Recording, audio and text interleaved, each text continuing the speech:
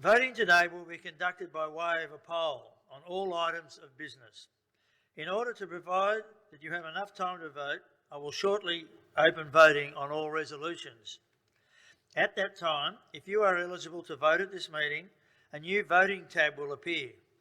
Selecting this tab will bring up a list of resolutions and present you with voting options. To cast your vote, simply select one of the options. There is no need to hit a submit or enter button, as the vote will automatically be recorded. You do, however, have the ability to change your vote up until the time I declare voting closed. Please submit your votes at any time whilst voting is open. I will give you a warning before I move to close voting at the end of the meeting. As set out in the notice of meeting, as chairman of the meeting, I will be voting all undirected proxies in favour of each item of business, to the extent permitted by applicable law in each case. I will now formally vote on all undirected proxies in this manner, and all directed proxies in accordance with the directions provided by shareholders. I now declare open voting on all items of business. The voting tab will soon appear. Please submit your votes at any time, and I will give you a warning before I move to close voting. You'll see there now on your screen the proxy votes that we've received so far. Online attendees can submit questions at any time. To ask a question, select the messaging tab at the top of your Lumini platform. At the top of the tab, there is a section for you to type your question. Once you have finished typing, please hit the arrow symbol to send. Please note that while you can submit questions from now on, I will not address them until the relevant time of the meeting. Please also note that your questions may be moderated if we receive multiple questions on the one topic. They will be amalgamated together. For those shareholders who wish to ask a verbal question, an audio question facility is available during this meeting. To use this service, please pause the broadcast on the Lumini platform and then click on the link under Asking Audio Questions. A new page will open where you will be prompted to enter your name and the topic of your question before being connected. You will listen to the meeting on this page while waiting to ask your question. If you have any issues using this system, please return to the Lumini platform. Now to the agenda for today's meeting. After I have completed my overview, Lindsay will give the Managing Director's address, including a review of investments, property and our building products businesses, both here and in North America.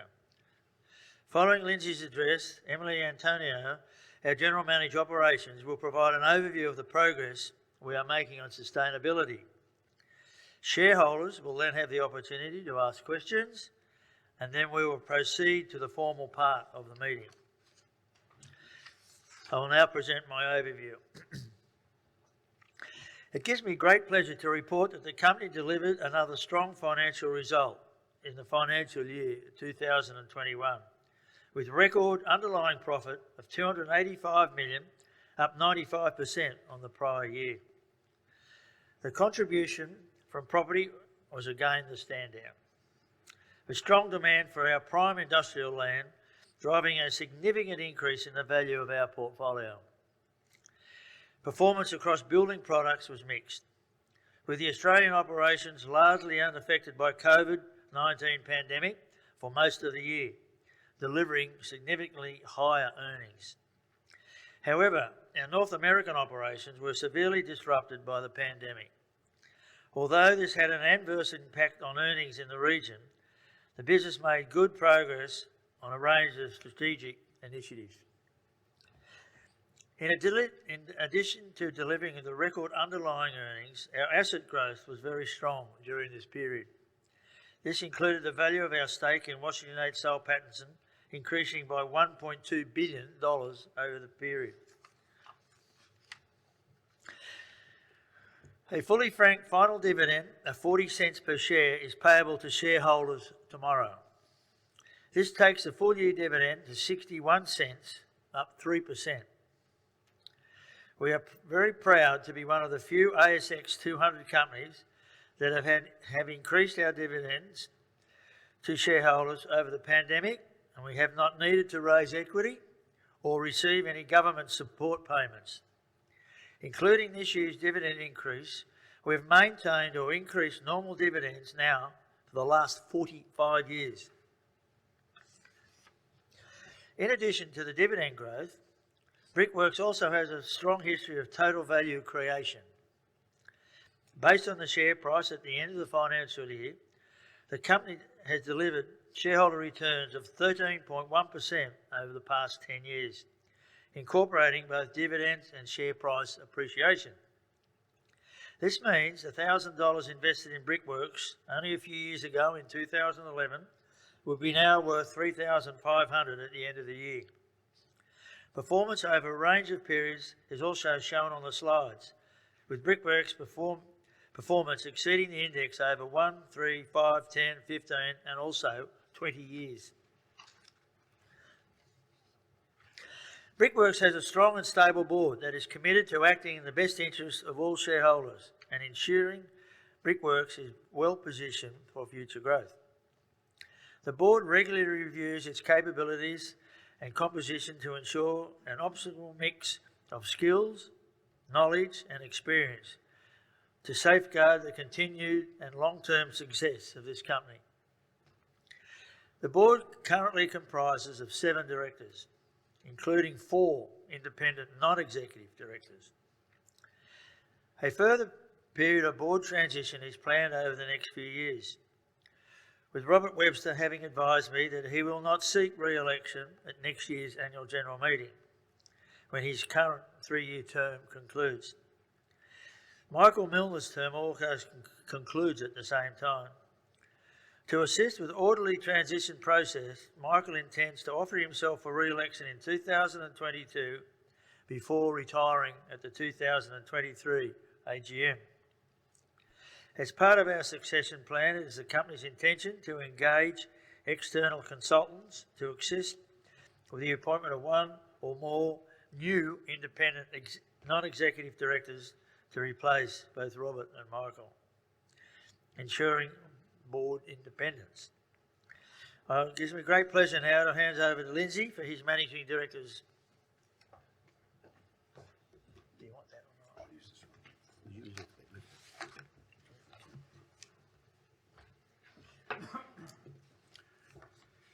Thank you, Chairman. Good afternoon, ladies and gentlemen. Despite the many challenges faced in the financial year 2021, it gives me great pleasure to report another successful year. As well as delivering strong financial results, we've also made significant progress in the implementation of a range of strategic initiatives to position the company for further growth. Firstly, I'll take a moment to discuss the specific impacts of COVID-19. The pandemic has had a fundamental impact on our workplace over the past 18 months. Extended travel restrictions and lockdowns have reduced face-to-face meetings.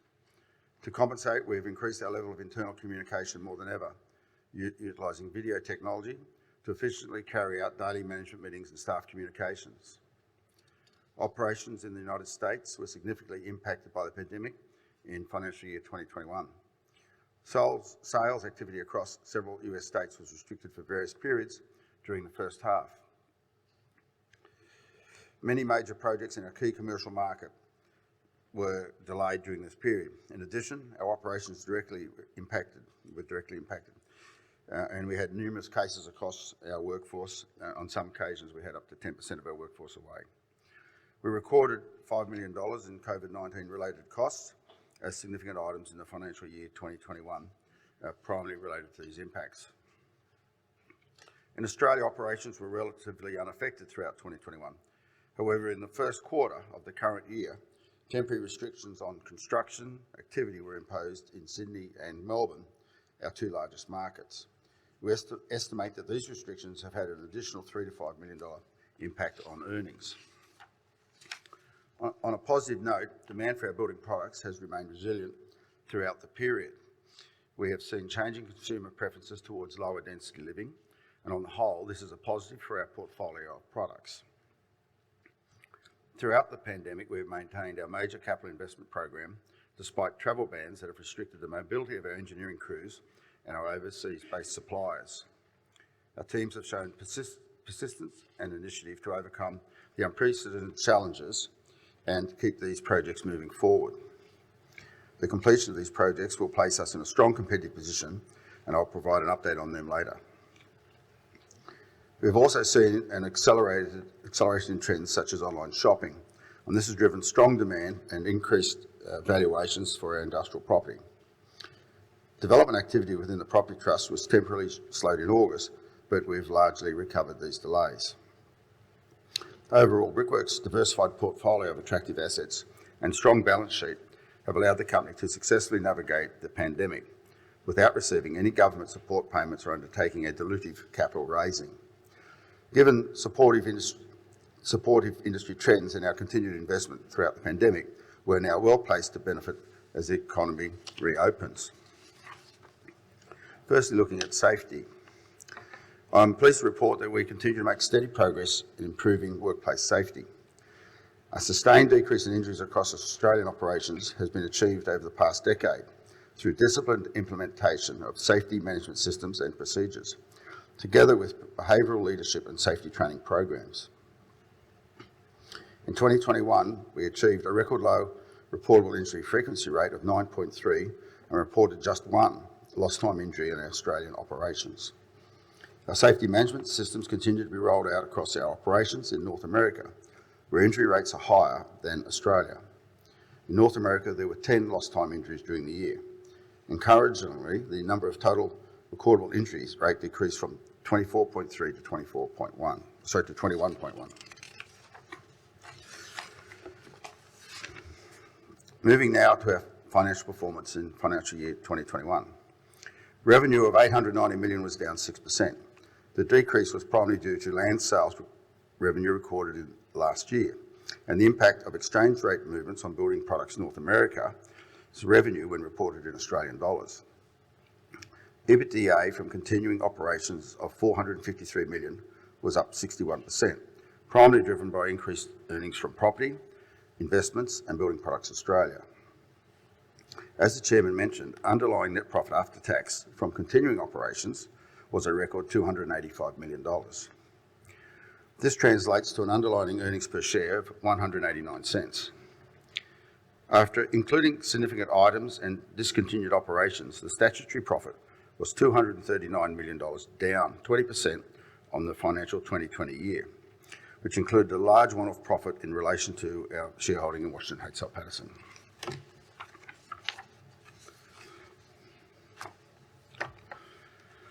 Brickworks has a strong portfolio of diversified businesses consisting of a 26.1% interest in Washington H. Soul Pattinson, a 50% share of the Industrial Property Trust with Goodman, Building Products in Australia and Building Products in North America.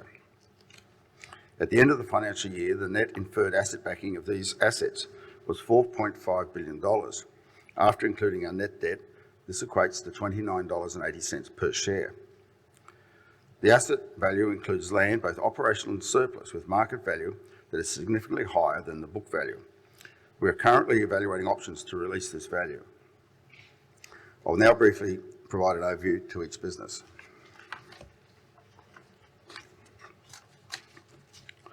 Turning now to property, which delivered underlying earnings of $253 million in 2021. Our property earnings are derived from selling surplus operational land and through our 50% ownership in the joint venture Property Trust with Goodman. Having grown significantly since its inception in 2006, the Trust now makes up the vast majority of property earnings. The Trust structure is based on Brickworks selling surplus operational land into the Trust at market value and Goodman funding the infrastructure works to create serviced land ready for development. Balancing payments may be required to ensure an equitable contribution towards the value of the fully serviced land.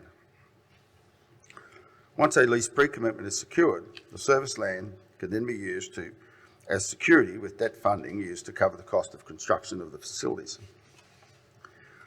The relationship is mutually beneficial, with Brickworks gaining access to Goodman's development expertise and network of customers, and Goodman gaining access to Brickworks' prime industrial land. At the end of the financial year 2021, the total value of leased assets held within the property trust stood at $2 billion. These assets generated around $89 million in gross annual rent. Brickworks' 50% share of net assets, after excluding debt and assets under development, was $911 million at the end of the year. Strong demand for prime industrial property is being fuelled by structural tailwinds, resulting in an unprecedented development pipeline within the property trust. The new developments are increasingly sophisticated, incorporating features such as robotics, automation, and multi-storey warehousing. The development of these advanced facilities has become a critical competitive advantage for many businesses in the new economy and will continue to support the increasing value of the property trust. One example is the state-of-the-art Amazon facility shown on the screen. This is located at our Oakdale West estate in Horsley Park in Western Sydney. This facility is expected to be completed in the coming months. In the background of this photo, you can also see the Coles distribution warehouse, with construction of this facility expected to be completed towards the end of the calendar year 2022. In the last 6 months, a number of new tenants have pre-committed to facilities at Oakdale West, including a 35,500 square metre facility for Woolworths, a 32,000 square metre facility for Australia Post, and an 11,000 square metre warehouse for Xylem. The completion of these facilities and the long pipeline of other pre-committed developments will result in an increased leased assets of around $1.2 billion and gross rent of $50 million over the next 2 years. Building Products Australia is a leading manufacturer and distribution of building products across Australia, across all Australian states. Since 2000, the Building Products Group has grown from a 2-state brick manufacturer in New South Wales and Queensland to a diversified national building products business. In total, Building Products Australia comprises of 28 manufacturing sites and more than 45 design centres and studios across the country. The portfolio includes Austral Bricks, Australia's largest clay brick manufacturer, with significant market position in every state; concrete products comprising of Austral Masonry, Austral Precast, and Southern Cross Cement; and Bristol Roofing. Building Products Australia is primarily exposed to the residential housing market, with 85% of our sales into this segment. In financial year 2021, revenue from Building Products Australia was $687 million, and underlying EBITDA was $97 million. As I mentioned earlier, we've maintained our significant capital investment program over the past 18 months, and this will place us in a very strong competitive position in key markets as we emerge from the pandemic. A new Sydney masonry plant on the Property Trust's Oakdale East estate reached practical completion in July. The masonry plant is shown in the foreground of the photo on the screen. Over the past few months, our team has been working through the commissioning process, and now this is well advanced. In actual fact, the factory is now meeting budgeted production. The new facility, with a capacity of 220,000 tonnes per year, incorporates the latest block-making technology and will deliver lower costs and a broader product range. This is a photo inside the curing chamber. This chamber holds 8,000 production boards with a standard 18 masonry blocks per board, and it maintains a beautiful 99% humidity at 38 degrees, guaranteed to foggy glasses. The next photo shows the production dry line. At the top of the image, the blocks are exiting the curing chamber before being palletised, wrapped and transported to the yard for storage. In addition to the masonry plant, the project also includes an associated value-added facility. The machines in this area are capable of applying a wide range of architectural finishes to create products such as polished pavers and split-faced retaining wall blocks. Construction of this facility is shown on the screen and will be completed early next year. Meanwhile, construction of our $130 million face brick facility at Horsley Park, Sydney, is also well underway. As shown by the photo on the screen, the building and roof structure is now fully erected. The kiln and dry building is shown in the front, with the production building behind. The yard preparation works in the foreground are now commencing. The kiln structure is now around 75% complete, with internal walls and refractory lining soon to commence. In total, the kiln is 210 metres long. This photo shows the fine clay bins being erected. In total, there are 8 bins, each with a capacity of 150 tonnes, giving a total capacity of 1,200 tonnes. Major plant equipment such as the brick setting machine have been fabricated in-house in Melbourne and will shortly be transported to the site for installation. Once completed, the plant will produce 130 million bricks per annum and will be the most advanced brick plant in the world. We expect construction to be completed by the end of the 2022 calendar year. Turning to our newest division, Building Products North America, we initially entered this market in 2018 with the acquisition of Glen-Gery, who is a leading brick manufacturer in the northeastern region of the United States. Since then, we have completed 3 additional acquisitions. We have now established a business of significant scale in North America, able to make meaningful contributions to the group earnings and a platform for growth. Building Products North America now has market leadership in key states across the Northeast, Midwest and Mid-Atlantic regions, a portfolio of well-recognised brands, over 1,000 employees, 10 operating brick plants and 1 stone plant, 27 retail distribution outlets, plus design studios in New York, Philadelphia and Baltimore. On revenue of 202 million Australian dollars, Building Products North America delivered an EBITDA of 26 million in 2021. As I mentioned earlier, the revenue and earnings delivered in the financial year 2021 were significantly impacted by the pandemic and do not accurately reflect the rapid growth phase currently underway and the significant achievements in North American business since our entry a few years ago. Our continued growth is reflected in our most recent acquisition in the United States, the Illinois Brick Company, or IBC. We completed this acquisition in August, following the end of the financial year 2021. IBC was the largest independently owned and operated brick distributor in the US, with 17 showrooms and distribution yards, all located in Illinois and Indiana. This is an area where we previously lacked a direct distribution presence, and therefore the acquisition has filled in an important gap in our network. Importantly, sales volumes through the IBC network will underpin production volume at our Midwest plants, which have ample capacity to accommodate additional sales growth.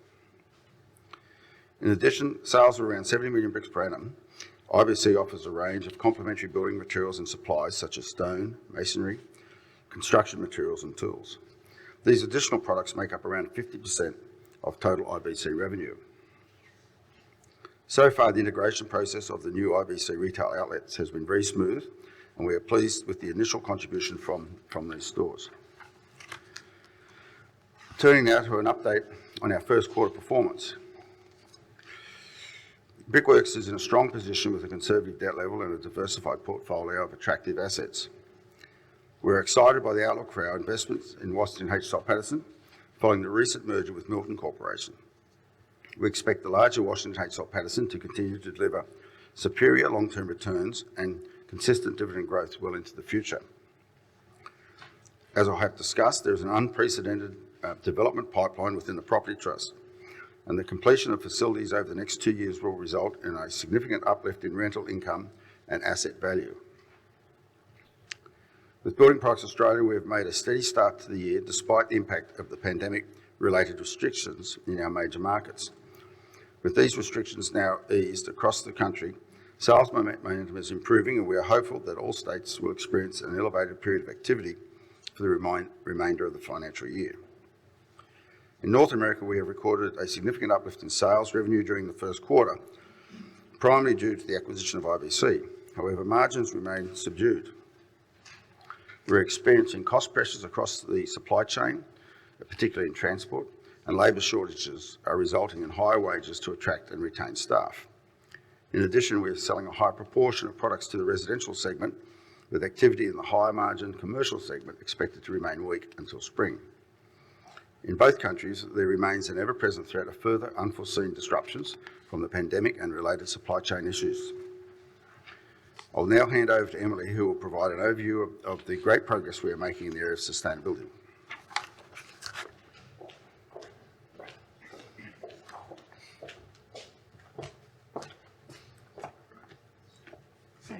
Excellent. Thank you, Lindsay. In 2020, we developed our 5-year sustainability strategy, Built for Living towards 2025. This strategy includes measurable targets and commitments across our key pillars of responsible business, our people and community, and the environment. Our central sustainability commitment is to drive leading environmental building design that brings to life our purpose to make beautiful products that last forever. We support life cycle thinking in building design. A building material's energy efficiency is based on more than just the manufacturing process. It's how it performs in a lived-in home. Over the life cycle of a home, the majority of carbon emissions are from operational factors such as the use of artificial heating and cooling. As such, a true assessment of energy efficiency includes the thermal mass benefits as well as the thermal resistance of walls. External brick absorbs heat energy, stores it, and releases it later into the environment. This thermal lag from thermal mass reduces artificial heating and cooling demand. Bricks are more efficient than lightweight materials, and independent research shows that the energy use of a brick veneer home is less than half of a similar home using lightweight materials. Central to our sustainability strategy is the goal to provide leading thermal research, design, guidance, and information to incorporate life cycle thinking into building design. This supports a holistic life cycle assessment rather than a simplistic focus on embodied carbon alone. Bricks have other critical performance characteristics that contribute to overall life cycle energy efficiency and sustainability. They are low maintenance, fire resistant, do not emit toxic volatile organic compounds, have a 100-year service life guarantee, and can be recycled or reused. At Brickworks, we see a strong future for bricks, masonry, roof tile and precast as critical enablers for safe and sustainable cities. We're achieving good progress across many aspects of sustainability. During the year, we achieved a 61% increase in recycled material use, with a total of 12.5% recycled content in raw materials in Australia. We continue to invest in emission abatement technology, with over $3 million now invested since FY19. We are partnering with Murdoch University, leaders in renewable energy research, to investigate the transition to the hydrogen fuel economy through the Brickworks Hydrogen Feasibility Study. The study spans over 2 years and is exploring the use of hydrogen as a kiln fuel in the manufacture of clay bricks through desktop and lab scale trials. Also, we are continuing our focus on inclusion and diversity. Gender diversity has significantly improved, with 28% of the executive leadership team in Australia being female. This compares to 7% in 2015. Brickworks is active in the community, having completed 120 community engagement activities during the year. We have a long-standing partnership with the Children's Cancer Institute, having made direct and indirect contributions of over $4 million since 2002. During the year, Brickworks also formed a sustainable supply chain working group, developed a modern slavery policy, and a supplier code of conduct.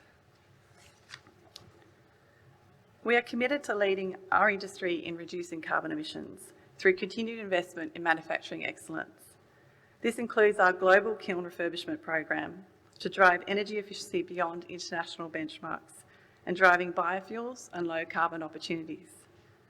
Since 2006, we have reduced our emissions by 45% through manufacturing rationalisation, capital investments into modern fuel-efficient processes, as well as product redesign, use of recycled materials, and firing our kilns with green fuels such as landfill gas. Last month, we were also pleased to announce a collaboration agreement with DeLorean, whereby we will work together to investigate the feasibility of developing green synthetic natural gas at our brick plants. If successful, each facility has the potential to displace up to 100,000 gigajoules per annum of fossil fuel gas with renewable biomethane. We are incrementally adopting the recommendations of the leading carbon risk framework TCFD, such as undertaking climate scenarios, identifying risks and strategic responses. Leading experts in TCFD are supporting our analysis, and we expect to make a public TCFD statement during 2022. Throughout this process, long-term carbon management strategies are being explored.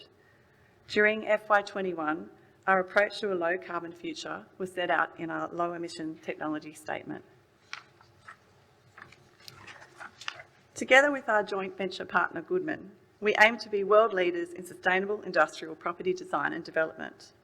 For example, at our latest development at Oakdale West, all buildings will have sustainable design initiatives incorporated, including drought-resistant landscaping, rainwater harvesting, electric vehicle charging stations, and 5% of parking dedicated to electric vehicles, LED lighting and recycling facilities. All properties at Oakdale West will have solar installed, with 8.25 megawatts of solar already committed. This is equivalent to an environmental saving of taking 5,500 cars off the road. We are also focused on social aspects of our property developments, with estates such as Oakdale Central incorporating an on-site cafe, providing convenient food and beverage options for staff and visitors. Before handing back to Lindsay, I would now like to show a video that provides more information on our sustainability strategy and the progress we are making at Brickworks. Thank you. Here at Brickworks, we are committed to creating beautiful products that last forever. Innovation and sustainability is at the core of everything we do, and we see a strong future for bricks, masonry, roof tiles and precast. Our products help make cities and human settlements inclusive, safe, resilient and sustainable, a key UN Sustainable Development Goal. Our brick and concrete products are durable, fireproof, emit no volatile gases, and promote energy-efficient designs by giving buildings thermal mass. With continued and forecasted ongoing demand for our products, we believe they will play a key role in enabling the transition to a low-carbon, circular economy. The thermal battery qualities of bricks help deliver significant reductions in the heating and cooling loads of buildings. Bricks provide energy efficiency benefits under green building rating schemes as a better building material than lightweight and other alternatives. But sustainability doesn't stop with our products. We have developed initiatives across our manufacturing processes to deliver tangible sustainability outcomes that are measurable and reportable to our stakeholders. Since its inception, Brickworks has invested in the latest kiln, equipment and manufacturing technologies to improve productivity, product quality and energy efficiency. Since 2005-06, Brickworks has continued to invest in alternative fuels, manufacturing consolidation, equipment upgrades and operational improvements. This has driven a general downward trend in carbon emissions, with a 45% decrease compared to the base year 2005-06, Scope 1 and 2. Brickworks is exploring potential low-carbon technologies to understand the scale of emissions reductions they can deliver and the potential costs and timeframes for their implementation. We have developed a low-emission technology statement that captures our vision and intention to reduce our greenhouse gas emissions and move towards a low-carbon future. This encompasses 3 focus areas that form a key part of our goal to become a global leader in manufacturing excellence. Alternative fuels are critical to reducing our net emissions. Over the financial year 2021, biofuels contributed 13% of our Australian energy requirements. This increase in biofuel use can be attributed in part to the now permanent utilisation of landfill gas at Horsley Park in Plant 21 and Plant 23. By transitioning to landfill gas, we emit up to 10 times less carbon than would be otherwise released by burning natural gas. Furthermore, by using waste sawdust from local mills as the primary fuel source for the Austral Bricks kiln in Longford, Tasmania, we have achieved the first carbon-neutral range of bricks, our Daniel Robertson range. Brickworks is exploring the feasibility of biogas derived from anaerobic digestion of organic material as a potential partial substitute for natural gas into the future. We continue to invest in the transition to a future hydrogen economy through a hydrogen feasibility study in conjunction with Murdoch University. As a large gas user, this research will help Brickworks prepare for the availability of hydrogen as a kiln fuel in the manufacturing of clay bricks. Brickworks is exploring commercially viable renewable electricity opportunities, with all new plants considering these options. We advocate for the move towards renewable electricity and participate in industry partnerships such as the Net Zero Industry and Innovation Program to foster stewardship and take-up of these alternative energy options. Our kilns are central to our manufacturing and energy efficiency improvements. Our global kiln refurbishment program will drive energy efficiency beyond international benchmarks, forming the basis of our commitment to increase gas efficiency by 10% at Austral Bricks plants by 2030. Our kilns have continued to evolve with new technologies, and this has been a key driver of innovation throughout our company's history. In the early days of Australian brickmaking, intermittent field kilns were the only kilns in use, relying on natural convection with heat flowing upwards. Whilst effective in many ways, they produced bricks that were unevenly fired, resulting in inconsistent products. Towards the end of the Industrial Revolution, downdraft kilns came into use, enabling the manufacture of more evenly fired bricks and substantially reduced wastage. The Hoffman kiln was a huge leap forward for brickmakers. Top-fired with a closed roof and movable burners, these designs enabled continuous brick firing by removing the need to heat the kiln and fire the bricks separately. Brickmakers achieved substantial reductions in wastage, unevenness of firing, and the amount of energy required per kilogram of brick. With the advent of tunnel kilns, brickmaking entered the modern era of efficiency. Continuously fired and autonomously mechanised tunnel kilns enabled efficiency at a scale never seen before. Tunnel kilns enable existing heat from a previous brick firing to be used to dry bricks before they are fired.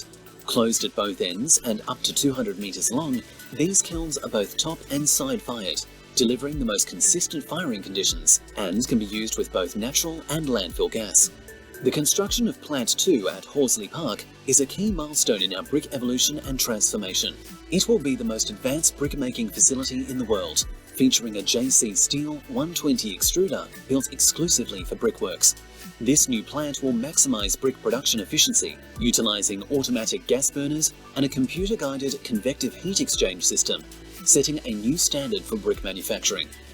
At Brickworks, through our global kiln refurbishment program, our continued efforts to advance in new technologies and processes, and our increasing use of biofuels and low-carbon opportunities, we strive to promote energy efficiency and to significantly reduce our emissions within the business. At Brickworks, we are committed to a more sustainable future for our earth, society, cities, customers, people, and investors by creating beautiful and sustainable products that last forever.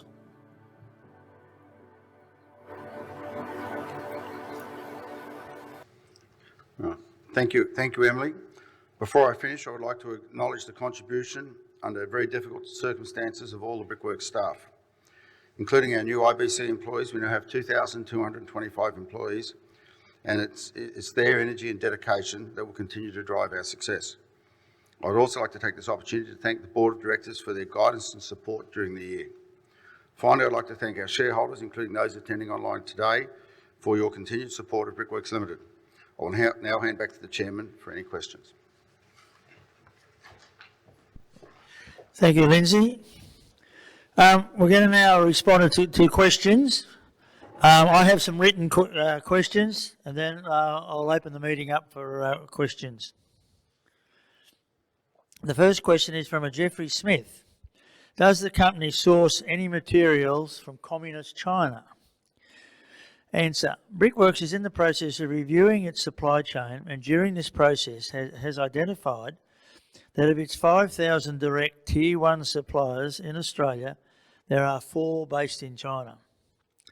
These suppliers are very small and with an annual spend ranging from $30,000 to $160,000, compared to Brickworks' hundreds of $millions in total annual expenditure. The products being sourced are masonry moulds, terraced facade systems, solar tiles, stone cladding and granite pavers. At this stage in the review, we are not aware of any direct suppliers from China to our US operations. Brickworks has established a management framework to identify instances of modern slavery, in its supply chain and has issued policies covering modern slavery and human rights. Brickworks seeks to work with its supply chain to identify and remove any suspected breaches of these policies. This work is ongoing. Now we have a question from Paul Fletcher. Has the company ensured that plans are in place to insulate the business from increasing energy costs? Does the company plan to publish an annual environmental emissions inventory from its operations? The answer: Brickworks manages energy costs by entering into the energy contracts to fix the energy price. Entering into energy contracts protects Brickworks from energy price movements that occur in the wholesale energy markets. For example, Brickworks has entered into a 5-year gas supply contract with Santos to manage its gas costs. Brickworks currently reports on its Scope 1 and Scope 2 carbon emissions associated with its Australian operations and sustainability report, which is now available on our company's website. Reporting for the North American operations is currently being developed, and their emissions were reported in our 2022 sustainability report. Additional metrics under the Task Force on Climate-Related Financial Disclosures recommendations will also be published in the company's TCFD statement in 2022. Question 3 and question 4 received from Michael Cullen and Ruth Hood. What are the policies, strategy and plans to quit coal and fossil fuel investment and switch to investing in outperforming in renewable energy and material projects? What is being done to accelerate a move to 100% renewable energy use and renewable and recycle material use, if at any cost, to make Brickworks a substantial and responsible entity that we all invest in? Answer: as Emily spoke about earlier, since 2006, we've reduced our emissions by some 45% through manufacturing rationalisation, capital investments into modern fuel-efficient production processes, as well as product redesign, use of recycled materials and firing our kilns with green fuels such as landfill gas and sawdust. We are actively developing our long-term lower carbon energy pathway, focused on investment areas including biogas, hydrogen and renewable energy. Within our property trust, all buildings have sustainable design initiatives incorporated, including extensive use of solar panels for electricity generation. I'm now opening up questions from shareholders, and I'll hand over to Susan to read the questions. Thank you, Chairman. Thank you, Chairman.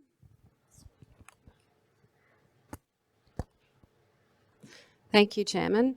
The first question is from Rostiki Proprietary Limited, and the question is, the net profit after tax was up 95%, but the shareholders are only receiving a 3% dividend increase. Why? Thank you. Well, one of the reasons why most of that profit was from the property trust, and it's not a cash profit. As I mentioned earlier, we've been able to maintain and increase our dividends over a very long period, and we want to make sure we're able to do this constantly without getting too excited one year paying more than we should and then having to reduce it the next year. Okay. Thank you. The next question is from Mr. Stephen Main. Well done to Brickworks for not claiming JobKeeper when 474 ASX listed companies registered for the widely rorted scheme, where $38 billion of the $88 billion was paid to employers, which didn't satisfy the required revenue drops to qualify. Was this a Milner family conglomerate-wide approach, or did it just apply to Brickworks? What was the Chair's view of the JobKeeper scheme? Thank you, Stephen, for that question.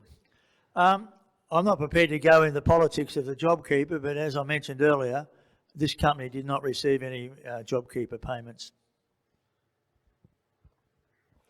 Another question from Mr. Stephen Mayne on Resolution 5. A number of companies have withdrawn proposed constitutional amendments to allow for virtual AGMs, including Brambles, Dexus and Bendigo Bank. Others have run the gauntlet and been defeated, including Babcor and Altium.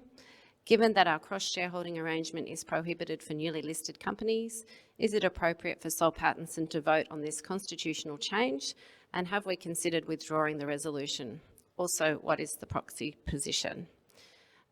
So in relation to, I'll answer that question. In relation to Resolution 5, I can confirm that there are no voting exclusions to a resolution for constitutional changes, so that's not required. You will be aware that the board has indicated it doesn't have any current intention to hold virtual-only meetings unless required to do so by law, or if exceptional circumstances apply, such as ensuring the health and safety of employees, as is the case for this year's AGM. In these circumstances, where virtual meetings are held, the board will look to ensure shareholders are afforded the ability to participate and be heard in the same manner as they would in physical meetings, again, as we're doing today. The proxy votes were put up at the beginning of the meeting. They are on the screen at the moment, and you can see that some 80% of proxies were cast in favour of this resolution.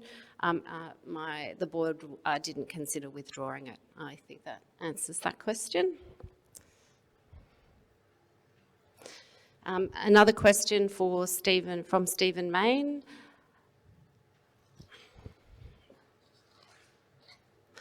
Did any of the 5 main proxy advisors in the Australian market, ACSI, ASA, Ownership Matters, Glass Lewis and ISS, recommend a vote against any of today's resolutions? Which of the proxy advisors are covering us, and has there been a material proxy protest vote against any of today's resolutions? Will you disclose the proxy votes before the debate on today's resolutions so shareholders can ask questions if there have been any protest votes? Again, I'll answer this question. I can confirm again that the proxy votes are on the screen and available to all shareholders to review. In relation to the proxy advisors, we are followed by all 4 of the proxy advisors mentioned in the question.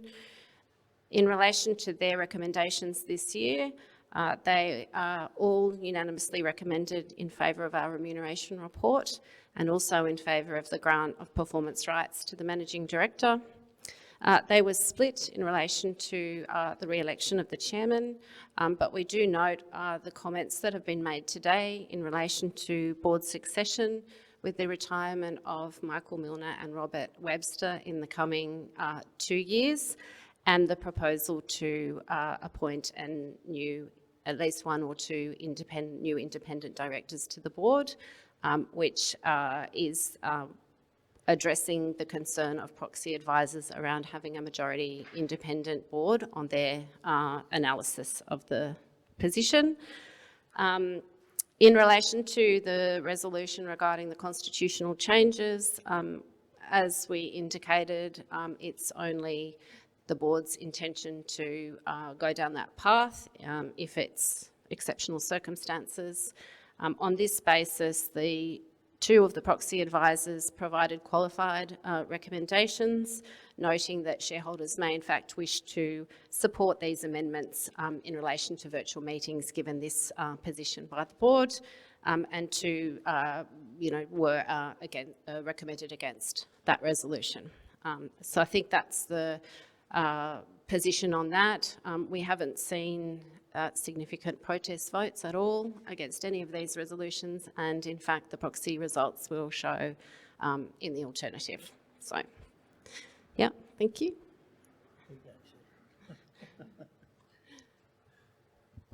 Another question from Stephen Mayne.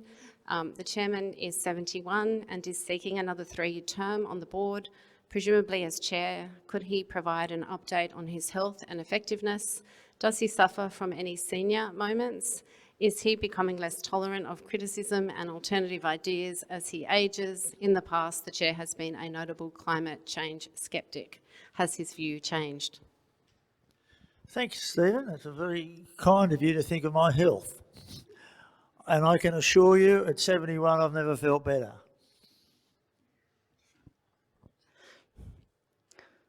Thank you. I think we'll move to another question from Stephen Main.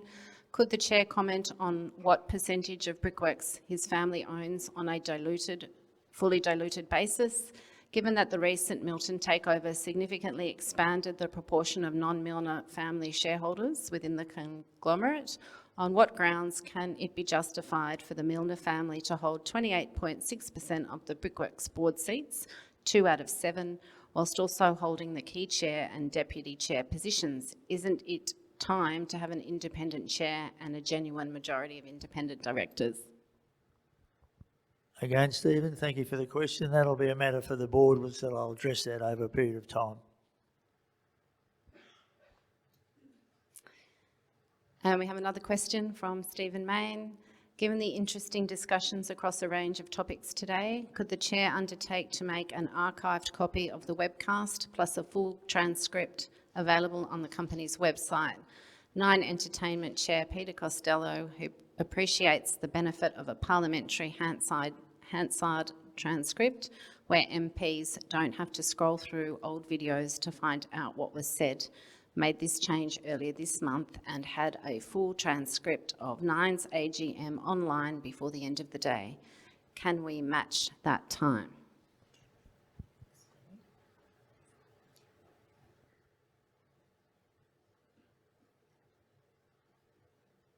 We're just checking whether we can or not.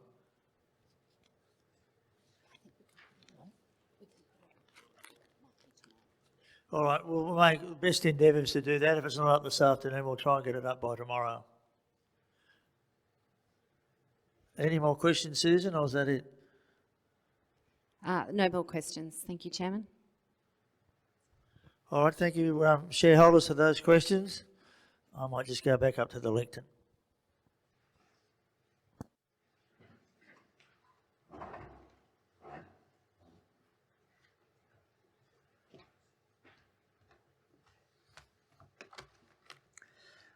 We now move to the formal part of the meeting. Resolution 1 is for the meeting to receive and consider the financial report of Brickworks and the Brickworks Group and reports of the directors and auditors for the financial year ended 31st of July 2021. I now lay these reports before the meeting. This item does not require a vote. Susan, do we have any questions?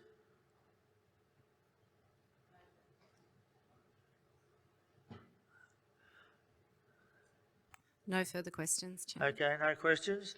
I'll move on to Resolution 2. Resolution 2 relates to the adoption of the remuneration report for the year ended 31st of July 2021. The Brickworks Board is committed to ensuring that all remuneration framework is focused on driving a performance culture that is closely aligned to the achievement of the company's strategy and business objectives, as well as the retention of key members of senior management team. In order for this resolution to be passed, at least 50.1% of the eligible votes cast must be in favour of this resolution.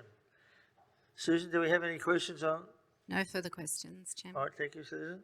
If there are no questions, I'll now move on to Resolution 3. Resolution 3 seeks shareholder approval for the MD to participate in the year 2021 plan and for the grant of performance rights to Mr Partridge under the plan to be allocated following the 2021 AGM. The details of the proposed grant are set out in the notice of meeting. In order for this resolution to be passed, at least 50.01 of the eligible votes cast must be in favour of this resolution. Susan, do we have any questions? No further questions, Chairman. Thank you very much. If there are no questions, I'll now move on to Resolution 4. As I am now up for re-election, I'll hand over to Debbie Page.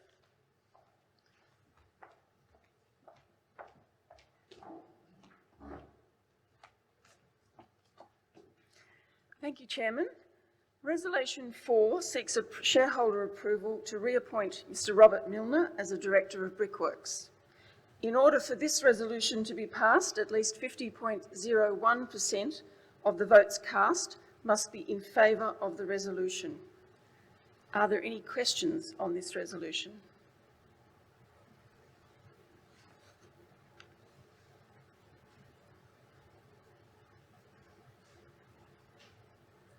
No further questions on this resolution. Thank you, Susan. As there are no more questions, we can now move to Resolution 5.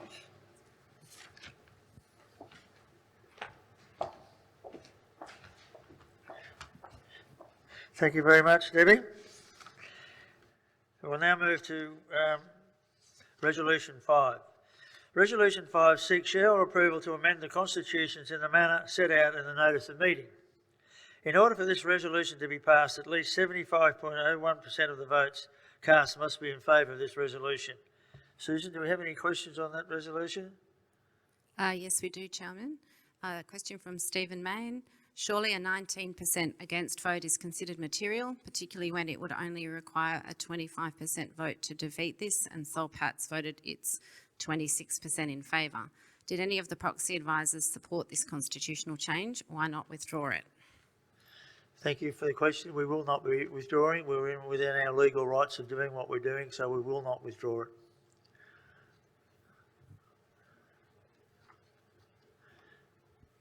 All right, no more questions? There's one more question here from Stephen Main. He's asked, what sort of performance review did the independent directors conduct into Mr Milner's performance? Who's Jenny? I think he thinks that's...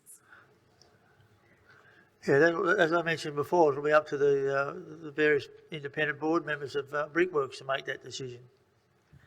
So any other questions, Susan? No, no more questions, Chairman. All right, thank you very much.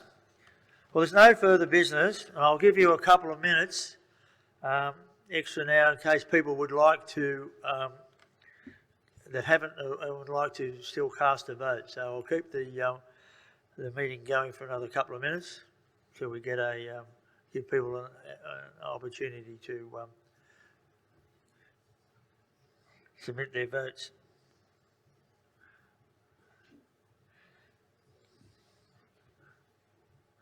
All right, well, thank you very much, everybody. I now close the poll and declare the meeting closed. Thank you for voting, and these results of each item will be announced on the ASX and also on our website later this afternoon. Thank you.